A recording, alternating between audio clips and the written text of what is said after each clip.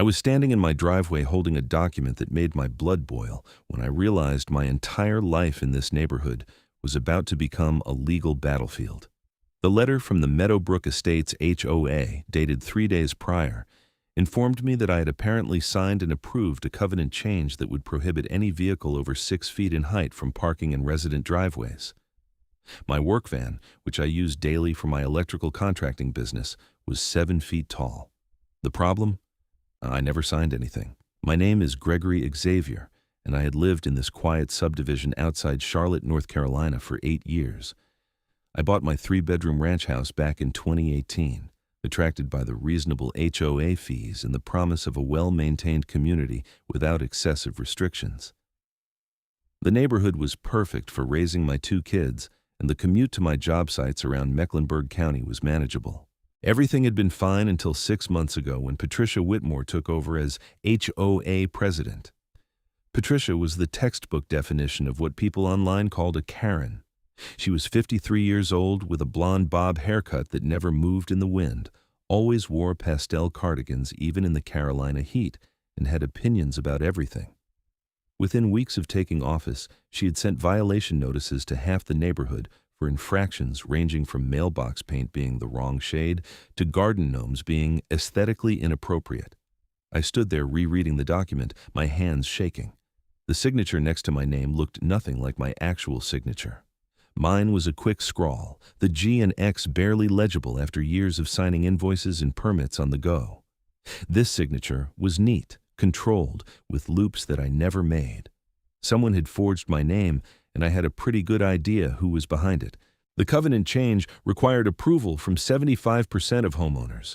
According to the attached sheet, exactly 75% had signed. If my signature was fake, the entire change was invalid. But more than that, forgery was a crime. This was not just HOA overreach anymore. I immediately called my neighbor, Richard Parker, who lived 3 houses down. Richard was a lawyer, though he specialized in corporate law rather than litigation. Still, he knew more about legal matters than I did. "Richard, you got a minute?" I asked when he answered. "Sure, Greg. What is up?" "Did you sign anything recently about vehicle height restrictions?" There was a pause. "Yeah, actually. Patricia came by last week with some document. I was heading out to my daughter's recital, so I just glanced at it. She said it was about maintaining property values, something about commercial vehicles being an eyesore." "Why?" "Because apparently I signed it too, except I never saw any document, never talked to Patricia about it, nothing." "You sure? Maybe you forgot?" "Richard, my signature on this paper looks nothing like my actual signature. Someone forged it." The line went quiet for a moment. When Richard spoke again, his tone had shifted to what I assumed was his lawyer voice. "That is a serious accusation. If what you are saying is true, that is both fraud and potentially criminal forgery. Do you have the document?" "Looking at it right now." "Do not let it out of your sight. Make copies. And Greg, you need to get a handwriting expert to examine it. That is the only way you will prove forgery in any kind of legal proceeding." After hanging up with Richard, I drove to the FedEx office on Independence Boulevard and made 6 copies of the entire document package. I kept the original in a locked fireproof safe in my home office.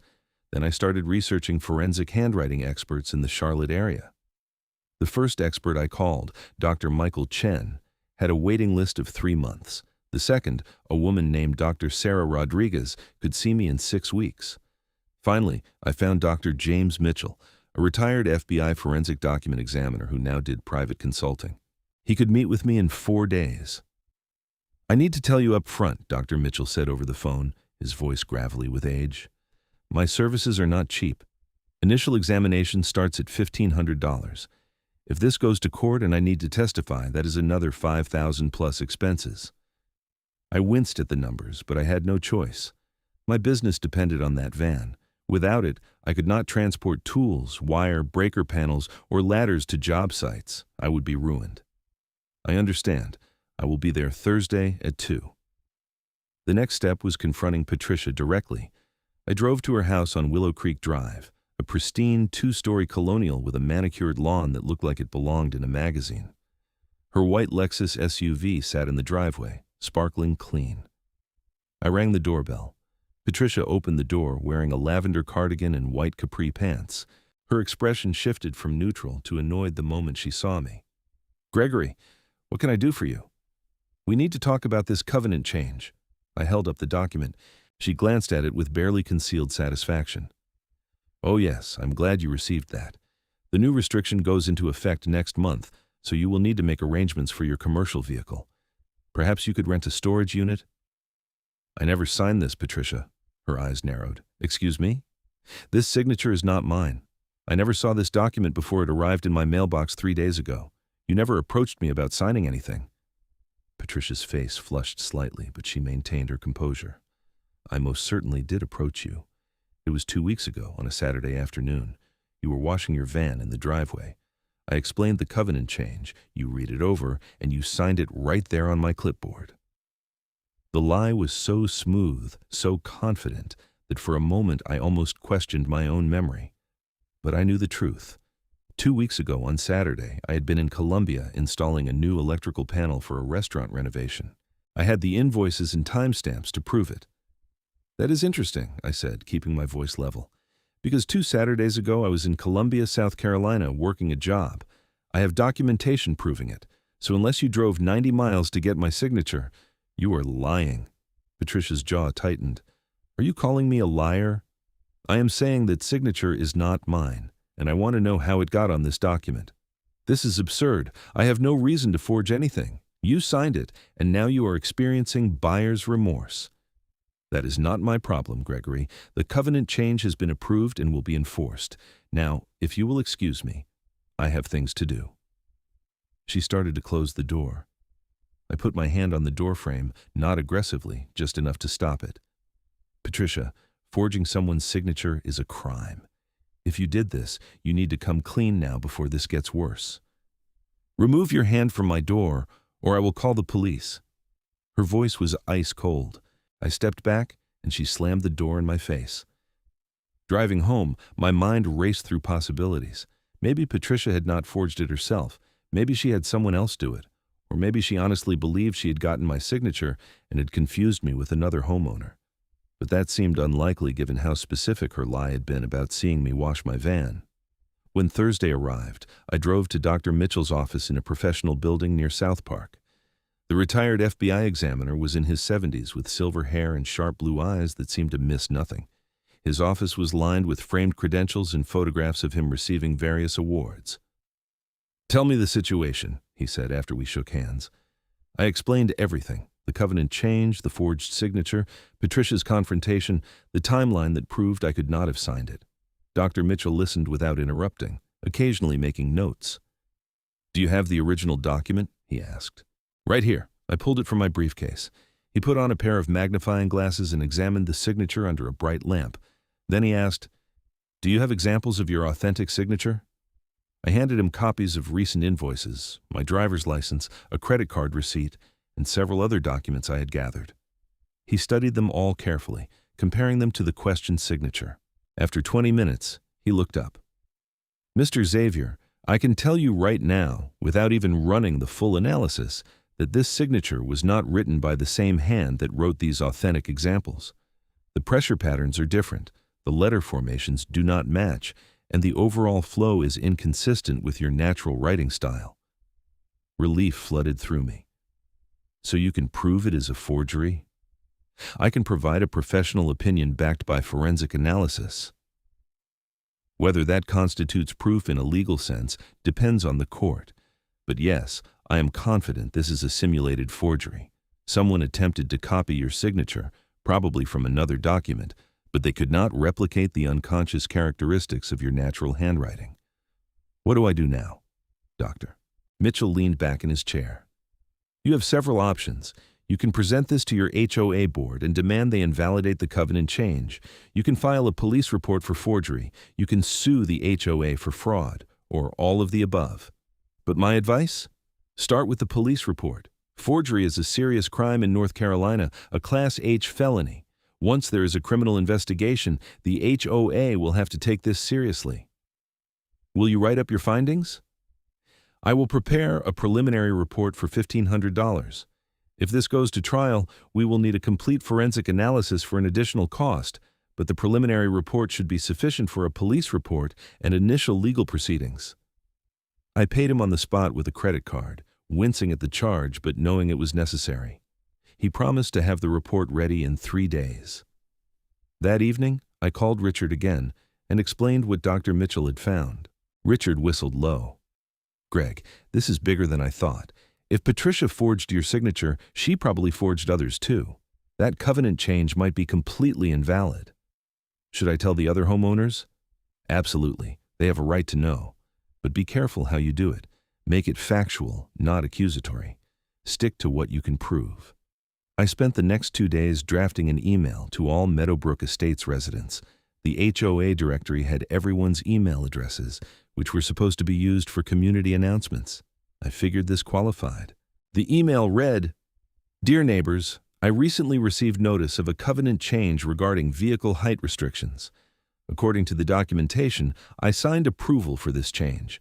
However, I never saw this document before receiving the notice, and I was out of state on the date the HOA president claims I signed it.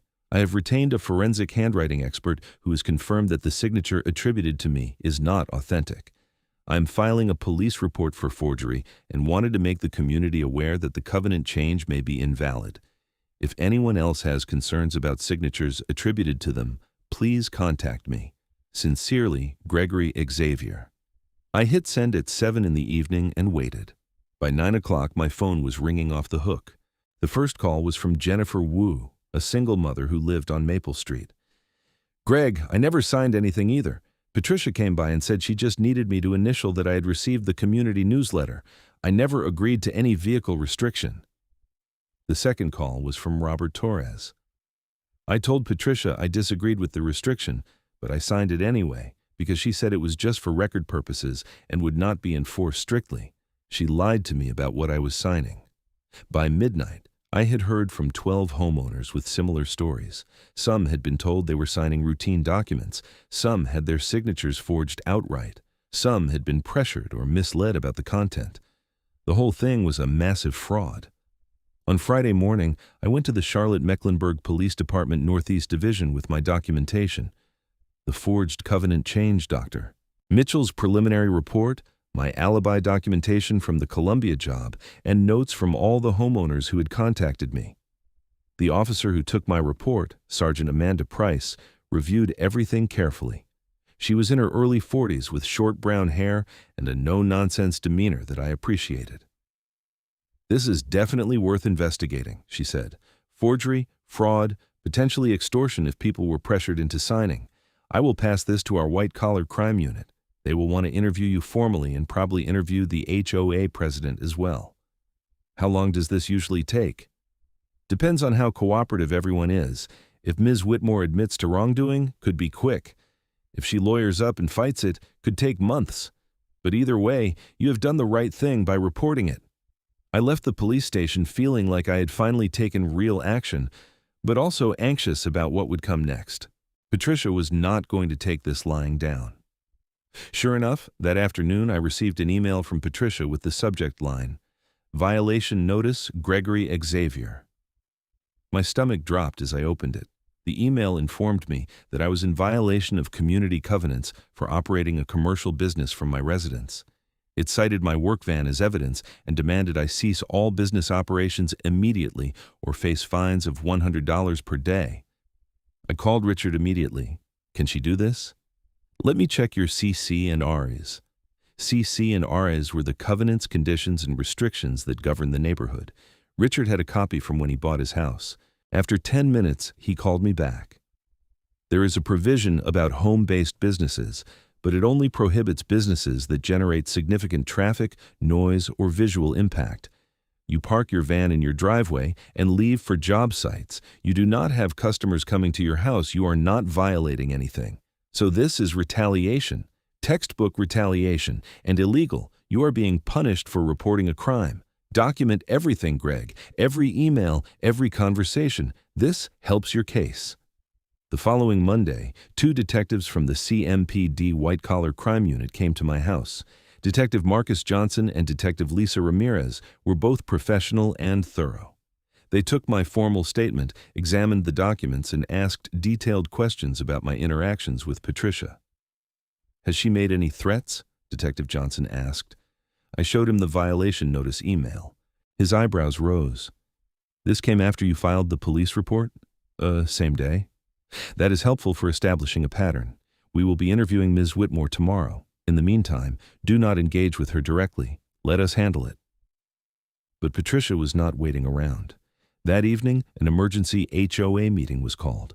The email announcement said, "Due to serious allegations made against the HOA president, an emergency board meeting will be held Wednesday at 7 p.m. at the Meadowbrook Community Center. All homeowners are encouraged to attend." I would not have missed it for anything. Wednesday evening, the community center was packed. Every seat was filled and people lined the walls. The 5-member HOA board sat at a table at the front.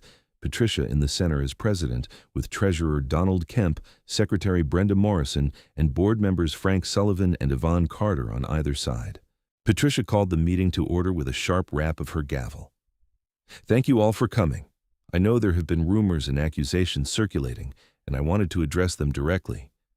Gregory Xavier has made serious allegations against me, claiming that I forged his signature on the vehicle covenant change.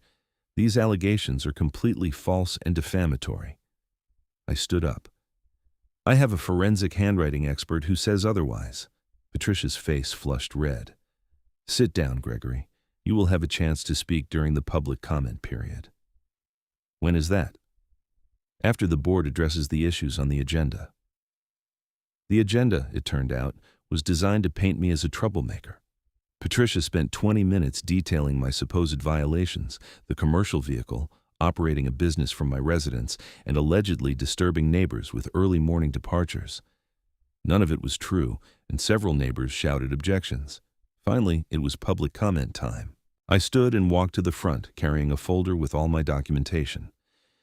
"I have proof that my signature on the covenant change is forged," I began. "A forensic document examiner, a retired FBI expert, has confirmed it. I also have alibis showing I was not even in Charlotte when Patricia claims I signed the document. Furthermore, 12 other homeowners have contacted me saying they were misled or deceived about what they were signing. This covenant change is fraudulent, and I have filed a police report." The room erupted in conversation. Patricia banged her gavel. "Order! Order!" Jennifer Wu stood up. "He is telling the truth. Patricia told me I was just initialing a receipt for the newsletter." Robert Torres stood next. "She lied to me too, said it would not be strictly enforced." One by one, homeowners stood and shared their stories. Patricia's face went from red to pale white as the full scope of her deception became clear to everyone in the room. Treasurer Donald Kemp, a quiet man in his 60s who usually deferred to Patricia, cleared his throat. "Patricia, is any of this true? Did you mislead people about what they were signing?" "I did no such thing. These people are confused or lying to avoid—" "I am not confused," Jennifer Wu shouted. "You are a fraud." Frank Sullivan, one of the board members, spoke up. "I think we need to suspend the covenant change pending a full investigation. And Patricia, with all due respect, you should step down as president until this is resolved." "I will not step down. I've done nothing wrong." Yvonne Carter, the other board member, shook her head. "Patricia, the police are investigating. We cannot have an HOA president under criminal investigation. It looks terrible for the community." The vote was called. 4 board members voted to suspend the covenant change and ask Patricia to step down temporarily. Only Patricia voted against it. She stood abruptly, knocking her chair backward. "This is a witch hunt! You're all turning on me because Gregory Xavier, who violates our community standards every day with his ugly commercial van, has manipulated you with lies and fake experts. Well, I will not stand for it." She grabbed her purse and stormed out of the community center, leaving stunned silence in her wake. The next morning, Detective Johnson called me. "Mr. Xavier, we interviewed Ms. Whitmore yesterday before the HOA meeting. She denied everything and refused to answer most questions without an attorney present. However, we also interviewed several other homeowners, and we have enough evidence to move forward. We are bringing charges." My heart raced. "What charges?" "Forgery, fraud, and obtaining signatures by false pretenses. All felonies under North Carolina law." She will be arrested this afternoon. What happens after that? She will be arraigned, probably released on bond, and then it goes through the court system. The district attorney's office will handle the prosecution. You will likely be called as a witness. That afternoon, the neighborhood group chat exploded with news that Patricia had been arrested. Someone had seen the police at her house and recorded video of her being led away in handcuffs, though I refused to watch it. As angry as I was about what she had done, seeing her arrested brought no satisfaction. This whole situation was just sad and unnecessary. Patricia's attorney, a slick-looking man named David Rutherford, reached out to me 2 days later. "Mr. Xavier, I represent Patricia Whitmore. She would like to resolve this matter without a lengthy court battle. Would you be willing to discuss a settlement?" "A settlement for what? She committed crimes." "My client maintains she did nothing wrong, but she understands that mistakes may have been made in the administration of the covenant change process. She is willing to withdraw the change entirely and resign as HOA president if you agree not to pursue civil damages." "What about the criminal charges? That is not up to me. We are negotiating with the district attorney's office separately, but your cooperation, or lack thereof, will influence their decision." I discussed it with Richard, who advised me to think carefully. If she pleads guilty to reduced charges, resigns, and the covenant change is withdrawn, you get what you want. Pushing for maximum penalties might feel good, but it will drag on for years and cost you money in legal fees if she countersues for defamation or something. "She forged my signature. She tried to ruin my business." "I know, and she is facing consequences, but sometimes the practical solution is better than the righteous one." I thought about it for 2 days. Finally, I told Rutherford I would not object to a plea deal if it included Patricia pleading guilty to at least one forgery count, paying restitution to cover my handwriting expert fees and legal costs, permanently resigning from the HOA board, and a formal apology to the community. The district attorney, a woman named Karen Powell, ironic given the circumstances, called me directly to discuss it. "Mr. Xavier, Ms. Whitmore's attorney has proposed a plea agreement. She would plead guilty to 1 count of forgery, a Class H felony, receive a suspended sentence with probation, pay restitution as you outlined, and resign from the HOA. In exchange, we would drop the fraud and false pretense charges. What is your position?" "I want justice, but I do not want to spend the next 2 years in court if this can be resolved now." "I understand. For what it is worth, this is a reasonable deal. She will have a felony conviction on her record, which is serious, and if she violates probation, she will serve jail time, but it moves things forward." Then I support it. The plea hearing was scheduled for 3 weeks later. I attended, sitting in the back of the courtroom with Richard beside me. Patricia looked smaller somehow, less imposing in her beige suit. Her attorney stood beside her as the judge read the charges. "Ms. Whitmore, you are charged with 1 count of forgery in violation of North Carolina General Statute 14-119. How do you plead?" Patricia's voice was barely audible. "Guilty, Your Honor." The judge proceeded to outline the terms: 2 years probation, 100 hours of community service, restitution of $3,800 to cover my costs, and a permanent prohibition from serving on any HOA board in North Carolina. Patricia agreed to everything. Before sentencing, the judge asked if I wanted to make a victim impact statement. I stood and walked to the podium. "Your Honor, what Ms. Whitmore did affected not just me but dozens of homeowners in our community. She abused a position of trust for personal reasons, and when caught, she lied and retaliated. The stress of fighting this nearly cost me my business and my peace of mind. I am glad she is being held accountable, and I hope she learns from this that leadership requires honesty and integrity, not manipulation and fraud." Patricia kept her eyes down the entire time I spoke.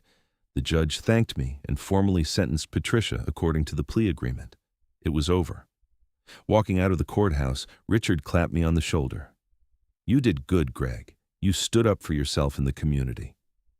I just want to go home and forget any of this happened. Give it time. Things will settle down." But things did not settle down quite yet. Patricia's resignation left a vacancy in the HOA president position, and the board called for a special election. Several neighbors approached me about running. Absolutely not, I told Jennifer Wu when she suggested it. I have zero interest in being HOA president. But you would be great at it. You actually care about fairness and following the rules properly. Which is exactly why I do not want the job. I have a business to run and kids to raise. Find someone else.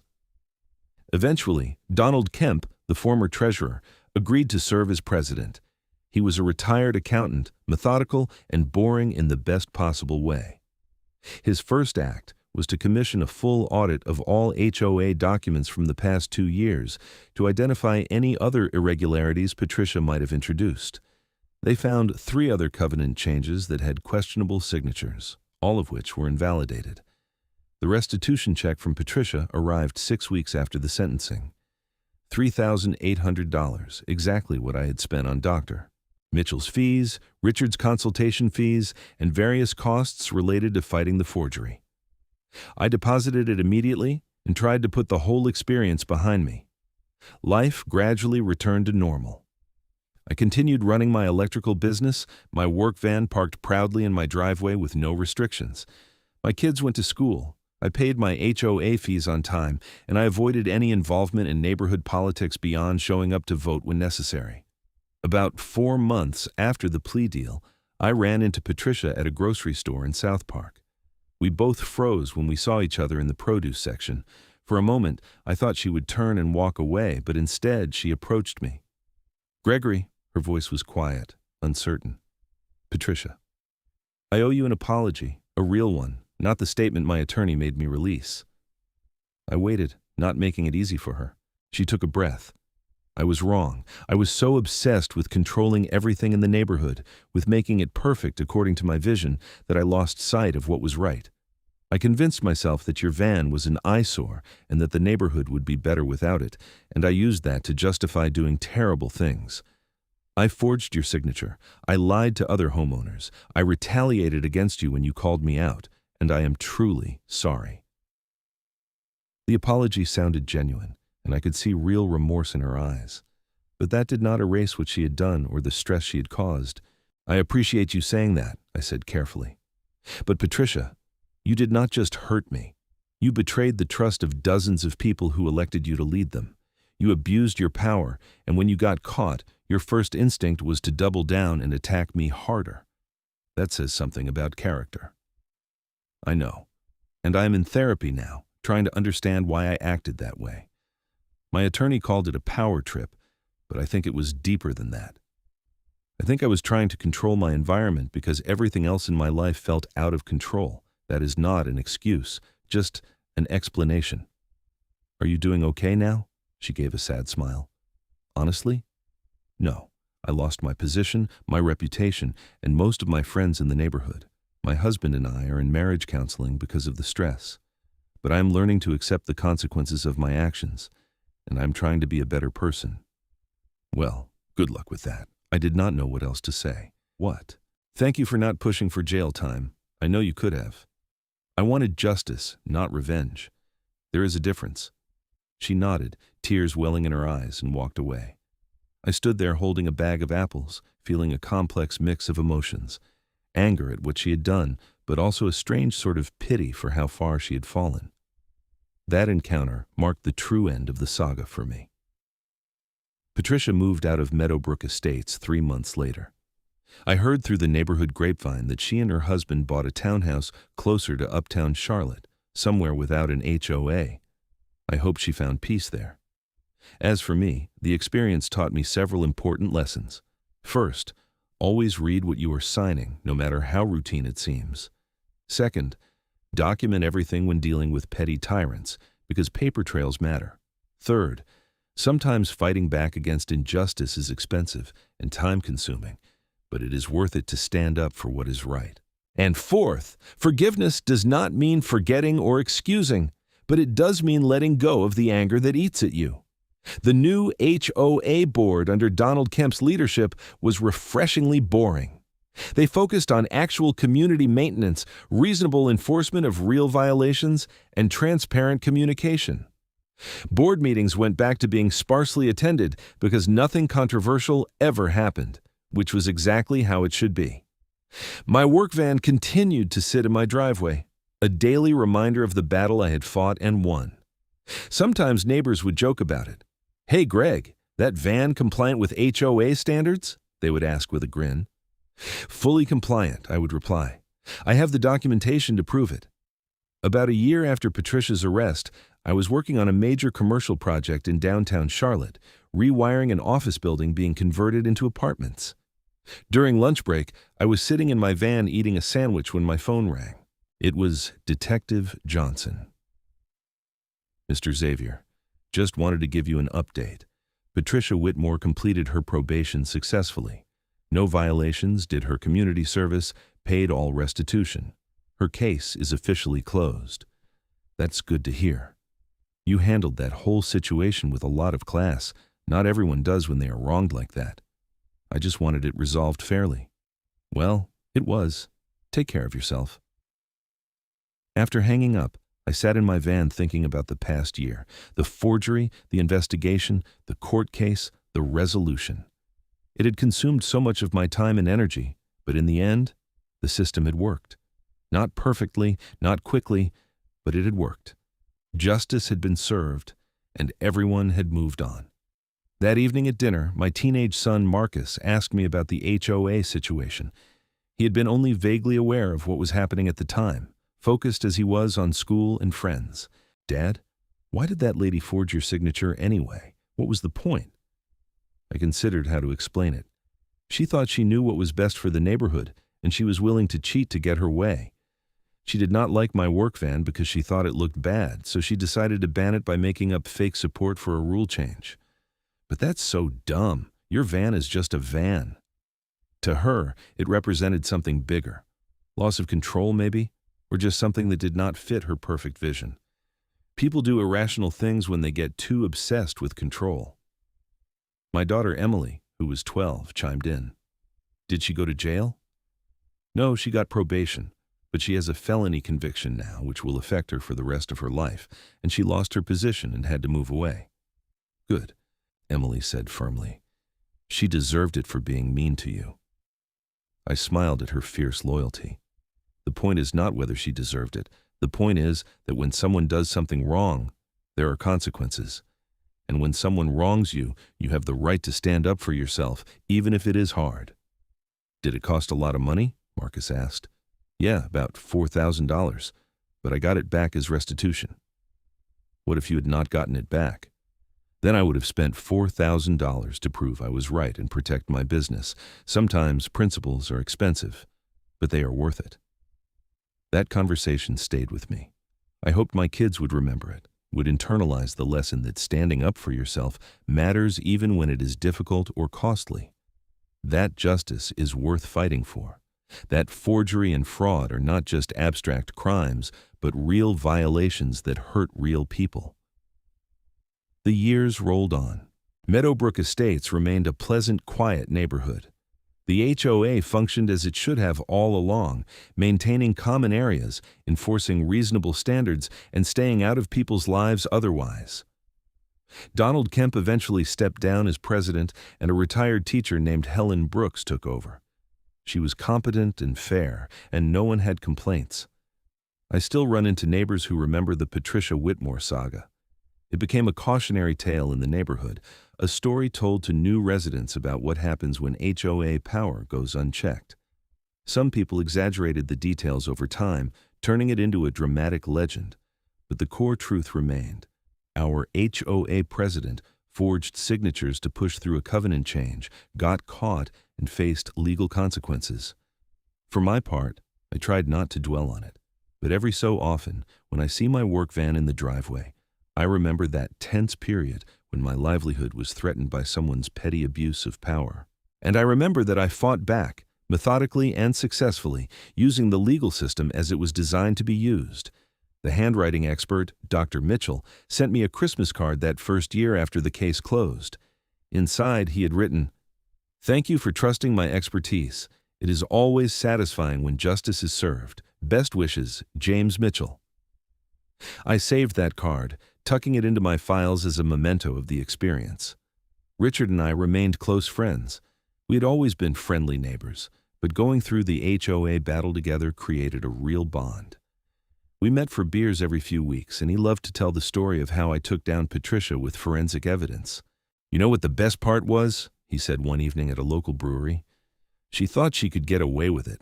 She thought no one would question her or investigate. She underestimated you completely. She underestimated how much my business depends on that van.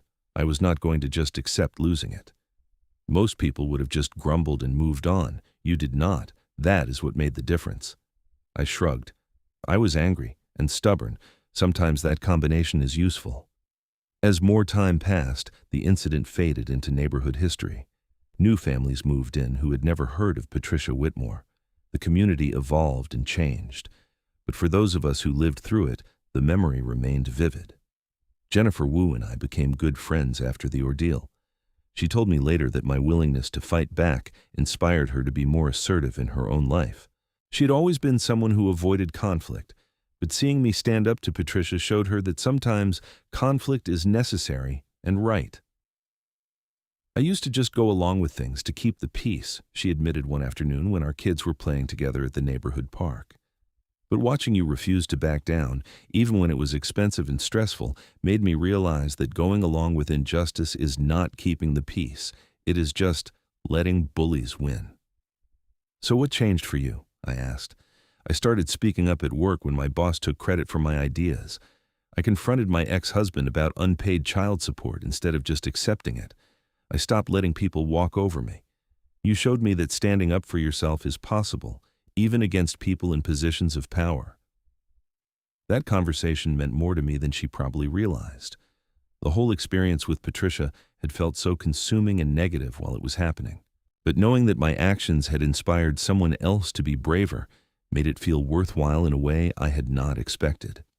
The HOA eventually updated its bylaws to include better checks and balances. All covenant changes now required notarized signatures. Any homeowner could request verification of their signature on any document.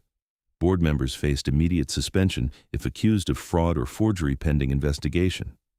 The reforms were common sense, but they never would have happened without the scandal that exposed the need for them. Looking back years later, I could see how the entire situation was both absurd and serious at the same time. Absurd because it was about a work van in a suburban driveway, something utterly mundane. Serious because it involved criminal forgery, fraud, and abuse of power. The juxtaposition always struck me as darkly funny. But underneath the absurdity was a real lesson about governance and accountability. HOAs are mini governments with real power over people's lives and property. When that power is abused, the consequences can be devastating. My business could have been destroyed. Other homeowners were manipulated and lied to. Property values could have been affected by a board member's criminal conviction. The stakes were genuinely high, even if the inciting incident was petty. I told this story many times over the years, to other contractors who dealt with HOA issues, to friends who asked about the neighborhood drama they had heard rumors about, to my kids as they got older and could understand the nuances better. Each telling reinforced the lessons I had learned and helped me process the experience. The most common question people asked was, "How did you stay calm through all that?" The truth was, I did not always stay calm. I had moments of intense anger and frustration, nights when I could not sleep because I was worried about losing my business, days when the stress gave me headaches and made me snappish with my family. But I channeled that emotion into productive action, gathering evidence, consulting experts, filing reports, attending meetings. I used the anger as fuel rather than letting it consume me. Another common question was, "Do you regret buying in an HOA?" And honestly, no. Despite everything that happened, I loved my house and my neighborhood. The HOA, when functioning properly, did good work maintaining common areas and preserving property values. Patricia was an aberration, a cautionary tale about what can go wrong, but not a reflection of HOAs in general. Though I did make sure to pay closer attention to HOA elections after that. I vetted candidates, asked questions, and voted in every election. I encouraged other homeowners to do the same. An engaged community is the best defense against petty tyrants, I learned. When people pay attention and hold leaders accountable, abuse of power becomes much harder. The final chapter of the story came about 3 years after Patricia's conviction. I was at Home Depot buying supplies for a job when I saw her in the paint aisle. We made eye contact, and this time there was no awkwardness or tension. She gave a small wave. I nodded back. We had both moved on. That simple interaction felt like closure. The anger was gone. The resentment had faded. She had faced consequences, served her punishment, and presumably learned from the experience. I had fought my battle and won. There was nothing left between us except a shared history that we both wanted to forget. I drove home from Home Depot that day thinking about forgiveness and justice and how they intersect. Patricia had apologized, served her sentence, and tried to make amends. At what point does a person deserve a fresh start? At what point does holding on to grievances become more harmful than the original wrong? These were not questions with easy answers, but I felt at peace with how things had resolved.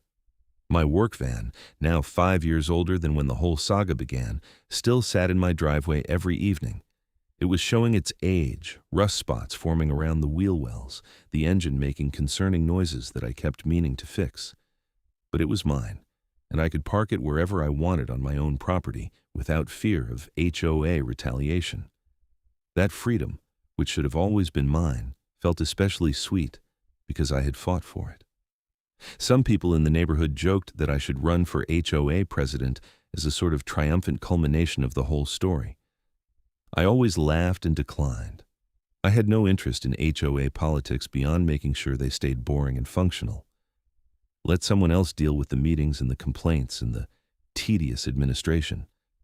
I had a business to run, but I did occasionally offer advice to neighbors dealing with HOA issues. When Sam Peterson got a violation notice for his mailbox being the wrong shade of black, I told him to document everything and challenge it if he thought it was wrong. When the Kowalski family faced fines for their trampoline supposedly violating setback requirements, I helped them research the actual regulations and prove the HOA was misinterpreting the rules. I became an informal resource for homeowners dealing with overzealous enforcement, not because I wanted to be some kind of neighborhood hero, but because I knew how isolating and intimidating it felt to face HOA accusations alone. If my experience could help others navigate those waters, that was a silver lining to the whole miserable situation. The handwriting expert, Dr. Mitchell, retired completely about 2 years after my case. I sent him a card thanking him for his work and wishing him well. He wrote back saying my case had been one of his favorites because the forgery was so obviously fraudulent, yet the forger had been so brazen about it. Usually people are more careful, he wrote, but Ms. Whitmore seemed to think she was untouchable. Pride before the fall, as they say. Indeed. Patricia's downfall had been her absolute certainty that she would not be caught or challenged. She had underestimated both my determination and the availability of forensic experts who could prove forgery. That combination of arrogance and ignorance had been her undoing. My kids grew older, and the HOA drama became family lore. Remember when Dad had to get a handwriting expert because the HOA lady was crazy? They would say, usually when complaining about some minor injustice in their own lives. I used it as a teaching moment. Sometimes life is unfair, but you have tools to fight back if you are willing to use them. Marcus, now in college studying business, told me once that the experience influenced his career choice. I saw how you had to understand laws and regulations and documentation to protect yourself, he said. It made me realize how important it is to know your rights and how systems work. That is why I am studying contracts and business law. I felt a swell of pride hearing that. If the miserable experience with Patricia had taught my son valuable lessons about standing up for yourself and understanding legal systems, then some good had come from it after all. The neighborhood continued to thrive under competent, boring HOA leadership. Property values rose, families came and went, the community center got a renovation, speed bumps were installed on the main street after a traffic study. Life went on in all its mundane glory, and that, really, is the point of the whole story. HOAs should be boring. They should maintain infrastructure, enforce reasonable rules fairly, and otherwise stay out of people's lives. When they become dramatic or adversarial, something has gone wrong.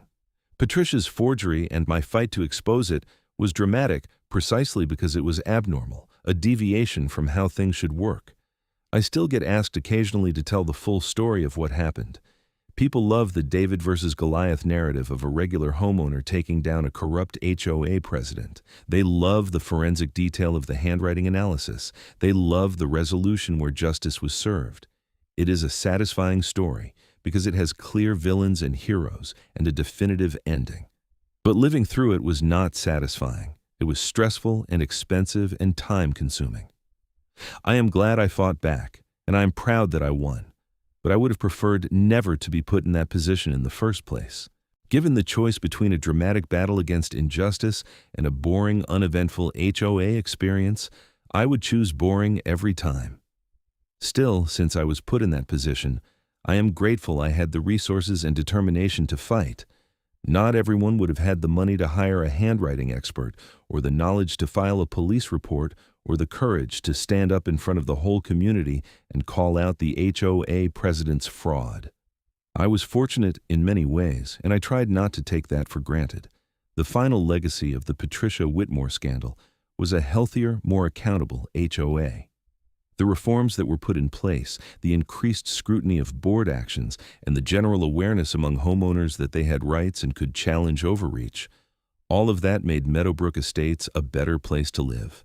My fight had not just been about my work van, it had been about establishing precedent and norms that protected everyone. And so, years later, life had returned to normal. My van sat in my driveway, my business thrived, my kids grew up, and the neighborhood functioned smoothly under responsible leadership. The story of the forged signature became history, a cautionary tale told to new residents as an example of what not to do. I had stood up for my rights, proven the forgery with expert testimony, and held a corrupt official accountable through the legal system. Justice had been served, not perfectly, but adequately. And in the end, that was all anyone could ask for.